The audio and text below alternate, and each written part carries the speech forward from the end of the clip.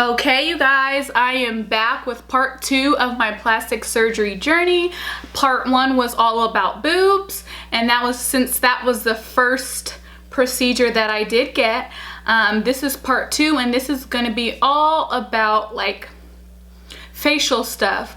I haven't had much done to my face, but what I have had I know is super popular, and so I didn't want to skip it. Even though it's not surgery, it is a procedure, and it is on the face, so it's kind of like, duh, that's the most important thing, you know, everyone sees your face.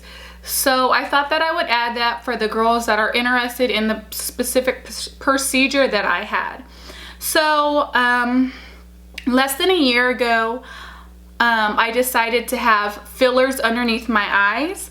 I researched this procedure, basically how to get rid of dark circles, because without my makeup, that is one of my biggest problems, are the deep set areas underneath my eye creating a really dark shadow. And then also it has a lot to do with my genes as well. Being of African American descent, we're prone to really dark areas underneath the eye. So I was researching, and what kept popping up was Restylane underneath the eye. It is a filler that fills in areas, hollow areas, so it doesn't necessarily take away the black circles or the dark circles. What it does is it plumps the eye underneath, the under eye, and stops the illusion of a shadow right underneath that area, because a lot of the times, if it's really deep, it creates a dark shadow. So 5 times out of 10, 50-50, it's not necessarily even black, it's just a shadow. So I went to Destination Aesthetics here in Sacramento, where I live. I found them on Yelp. They had hundreds of reviews, and I read the reviews, and people absolutely loved them. So I scheduled an appointment. I wanted to get in with Shauna, I believe that is the owner, but sorry, I need to adjust myself. She literally was booked for like 3 months. But she assured me that there was a lady named Marjorie that had been a nurse practitioner for years, and she would be able to squeeze me in. So I went, we discussed the filler underneath the eye, because there's a bunch of different things. There's Botox, there's fillers, there's different kind of fillers, there's Restylane, there's Juvederm, I don't know the other part, but there's so many different things.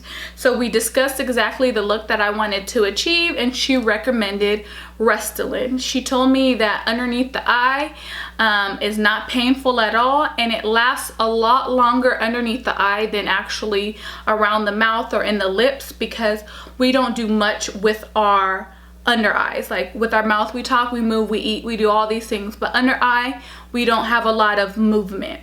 So I was like, okay, great, that's what I want. We decided on 1 syringe, which is 1 cc. I think it's like about that much of product, and that cost $550 for 1 cc. She prepped my skin, she put numbing cream, and then she went to town. So I'm trying to remember, she basically, like your highlight, when you're putting on your highlight, you have this corner, and then down here, like that inverted triangle. That's where she injected all of the Restylane, and then every time she would inject, she would press and kind of smooth it out. It honestly did not hurt at all. I didn't feel anything, and after she was done, she iced my face so I wouldn't swell up, or even if it was inflamed or anything like that, the ice kind of cooled it down. So that was a great experience. I can't complain about that part at all. And also, I did definitely see instant results. I looked so much more awake and refreshed, and it didn't look weird or anything like this. I don't know. It just looked like, you know, I was more awake. And so at the end, she told me I had like a little bit of Restylane left that she didn't want to try to squeeze in under my eye, because her professional opinion, she said that I was already at max. So she was like, do you want to just throw it away, or do you want to put it somewhere else? I was like, for $550, we're gonna put it somewhere else. And I was like, okay, well, where, since it's not a lot. So I did have a frown line right up here that I wanted filled, but she advised me that that's more for Botox area. And then I told her my smile lines right around my mouth because of makeup, and she told me that I didn't have enough left for both sides. So she said, how about I suggest just injecting it right here in the bottom of your lip for more of a pouty look. I was kind of like, my bottom lip is already already really big. If anything, I would want it in my upper lip, but yet again, there's not enough to go on both sides. So she just literally said, boop, and pushed it in. And I immediately felt something heavy in my lip. So I would say that one was the only injection that I kind of felt something. And so I would not suggest, if you already have big lips and you're not getting a full syringe, I would not suggest injecting any leftovers. If I could take that part back, I would, just because I started to feel a ball of product right there in my lip. And then also when I took pictures, I would put my lipstick or lip gloss on and I would see like lumps in my lip right there.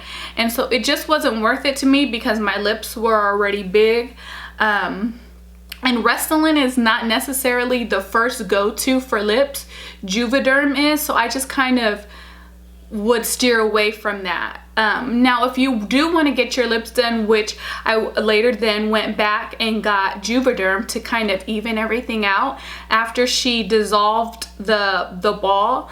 One syringe for me is all I need because obviously my lips are super huge. I would suggest Juvederm. It's a better filler for the lips. It doesn't last as long. In the lips, like I said, it's about 3 months to 4 months, depending on, you know, if it's your first time, your second time, depending on your lips, things like that.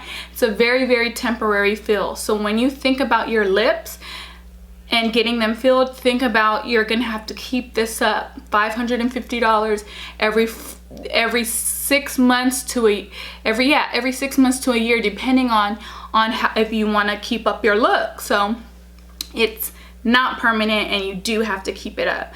But I would suggest do not do Restylane in the lip like I did. Do Juvederm and make sure you do at least 1 syringe, just so the whole lip is even and it's nice and smooth. So that is all I've honestly had done to my face so far. I am looking into doing some Botox right here in this line right here, and whatever they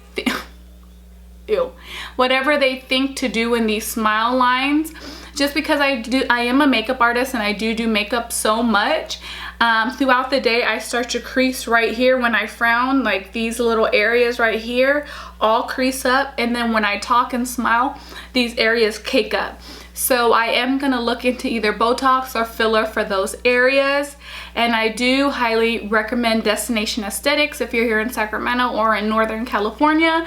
If you're not, any medical spa or things like that, just do your research on Yelp, read reviews. And also don't hesitate to ask questions, because if I would have been like, you know, is this gonna get lumpy on me? And she would have said, yeah, it's just gonna be a little dot right there, I would have said no. So make sure you ask questions, do your research, read reviews, and do what you want for yourself. People are like, why do you need fillers? You're 25, you're beautiful. And thank you. I still am beautiful with my fillers. So make sure you do what you want to do. Don't do anything that anyone else is doing. Don't do it because Kylie Jenner's doing it. Don't do it because whoever's doing it. Do it for yourself and for what you want, because you have to live with it.